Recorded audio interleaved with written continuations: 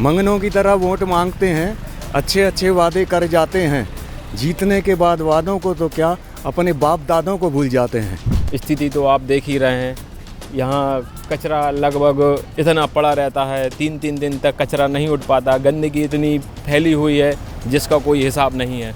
मेरा वोट मेरी यात्रा की ये शुरुआत हुई तो जबलपुर से थी, लेकिन धीरे धीरे जबलपुर से चलते हुए छिंदवाड़ा और फिर नरसिंहपुर पहुंच चुके हैं। नरसिंहपुर में हम कई नेताओं से और कई लोगों से बात कर रहे हैं, लेकिन यहाँ पर एक दिलचस्प तस्वीर दिखी यहाँ के हालात की।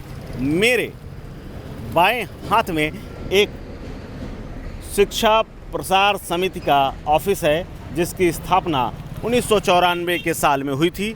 1994 में इसके हालात, बिल्डिंग तो पुरानी है, दिख भी रही है, अंदर कैसी है ये तो नहीं पता चल रहा, लेकिन बाहर से इसके हालात का, यानी इस पुस्तकालय नाम की एक किताब का जो जिल्द है, जो ये बाउंड्री जिल्द उसको खोलेंगे तो यहीं से प्रवेश की इसके हालात आपको नज़र आ जाएंगे। कबाड़ा रखा हुआ है, यहाँ ये गायें विचरण कर रही हैं, अपना खाना तलाश रही हैं, सुबह से रोज़गार पर निकली हुई हैं, लेकिन आप देख सकते हैं झाड़ झंखाड़ सब कुछ आ चुका है इस पुस्तकालय के अंदर, और ये कब से नहीं खुला इसका कोई अता पता नहीं है। इस चुनावी साल में बहुत कुछ वादे, इरादे और बातें कही जा रही हैं, लेकिन क्या होने वाला है, क्या होगा, उसकी एक बानगी यहाँ पर नरसिंहपुर के हालात को लेकर आप समझ सकते हैं। मैं थोड़ा सा जानना चाहूँगा यहाँ के लोगों से कि आखिर ये कब बंद हुआ और ऐसे हालात क्यों बने और यहाँ क्या क्या होता था पहले।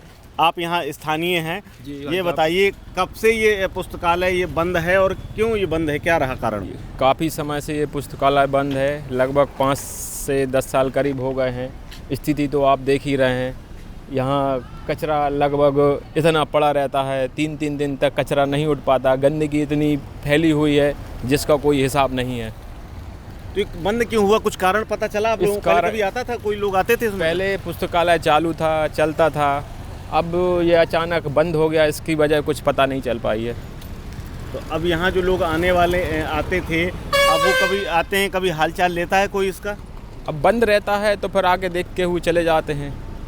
अच्छा, तो नरसिंहपुर में इस बार चुनाव है, नगर पालिका के अंदर में भी होगा, तब भी साफ़ सफाई की हालत बहुत ख़राब है, और अगर यहाँ शिक्षा की स्थिति देखी जाए तो वो कैसी है नरसिंहपुर में? शिक्षा की स्थिति तो ठीक है भाई साहब। स्कूल ठीक है? हाँ ठीक है भाई साहब, बढ़िया है। पढ़ाई वढ़ाई होती है? सब पढ़ाई सब होती है। तो वो इस बार सरकार का क्या रुख है? इस विषय में तो मैं अभी कुछ नहीं कह सकता। अच्छा जी। अच्छा, इस बार चुनाव आ गया दादा, शिक्षा व्यवस्था और ये पुस्तकालय वगैरह की हालत देख करके बड़ा दयनीय स्थिति दिख रही है नरसिंहपुर की, क्या ऐसी है या सब सही है? नहीं, ऐसी है यहाँ पे अभी स्थिति है।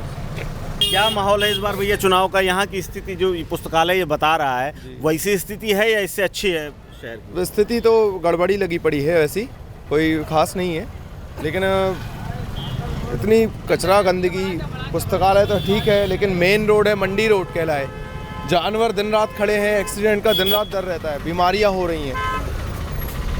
इसका हल होना चाहिए, कुछ निकलना चाहिए सर जी। अच्छा, इस बार चुनाव आ गया, अब पिछली सरकारों ने कुछ नहीं किया, अगर ऐसे ही इस हालात पर भरोसा करें तो अब आने वाले समय में क्या जनता सोच रही है, यहाँ के क्या विचार बन रहे हैं?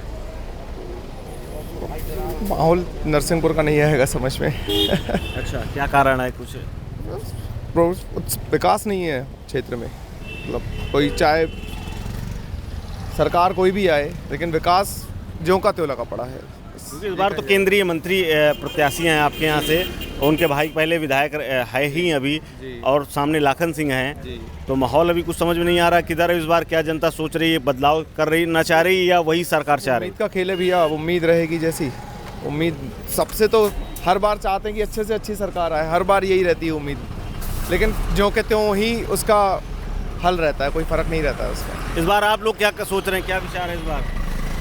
इस बार विचार ये है कि सर जी थोड़ा सा यहाँ पे देखो ना, आप क्या करते हम लोग कम से कम इस बार 4-5 बार रिपोर्ट कर चुके हैं अपने 181 पे, उसके बाद कोई कंप्लेंट नहीं की जाती यहाँ पे, और जो यहाँ के नगर पालिका कर्मचारी हैं वो यहाँ की मतलब हमारी मोबाइल से आगे एक बार कंप्लेंट करवा गए, खुद मोबाइल। लोग यहाँ क्यों नहीं टोकते हैं ये सब कचरा? यहाँ नहीं, खुद मोबाइल कचरा आपके खुद मोबाइल लेके वो कंप्लेंट करवा गए हम लोग से। ये तो सिविक सेंस है कि क्या कौन क्या करेगा क्या नहीं करेगा। अच्छा ये बताइए, लेकिन चुनाव में क्या पोजीशन है इस बार, क्या सोच रहे हैं? नगर पालिका में किसकी सरकार है इस समय अगर बात करूँ मैं? नगर पालिका में तो बीजेपी की सरकार है, बीजेपी की। तो कुछ सुन नहीं रहे हैं ये? सुनते हैं, मतलब ये है कि देखो अब हमने 181 पे कंप्लेंट कर दी, उसके बाद उन्होंने खुद आके कटवा दी मोबाइल लेके हमसे एक बार, और उसके बाद कह रहे थे हम हटवा देंगे ये। अच्छा, आपसे कंप्लेन ही वापस करा दी? हाँ जो कि त्यों लगी पड़ी हाँ, उसके बाद कोई मतलब कार्रवाई नहीं हो रही है उसके ऊपर। आप यहीं रहते हैं? मैं यही रहने वाला हूँ। अच्छा जी। पहले हालात खराब से दिख रहे हैं हालात नरसिंहपुर के, क्या? मैंने पहले रेलवे स्टेशन में पिछले रविवार में इंटरव्यू दिया था, लेकिन आया नहीं था, मेरे से लिया रहा था। मैंने एक कविता शायरी बोली थी, मंगनों की तरह वोट मांगते हैं, अच्छे अच्छे वादे कर जाते हैं, जीतने के बाद वादों को तो क्या अपने बाप दादों को भूल जाते हैं। मेरी नज़र में सम्मान लायक नहीं, बीच चौराहे में खाने लायक होते हैं। सोचता हूँ अपना उतारूँ, उनकी मैं दे दनादन मारूँ। जब भी चौराहा पे मिलते हैं, इत्तेफाक से उनके भाग खुलते हैं। उस दिन हम जूता नहीं स्लीपर पहन के निकलते हैं। सोचता हूँ जूता पहनने का रोज़ ट्राई करूँ, तब तक अपनी बातों से ही उनको फ्राई करूँ। यदि आज आप में सच्चाई है तो इसको दिला देना, नहीं तो फिर फिनिश।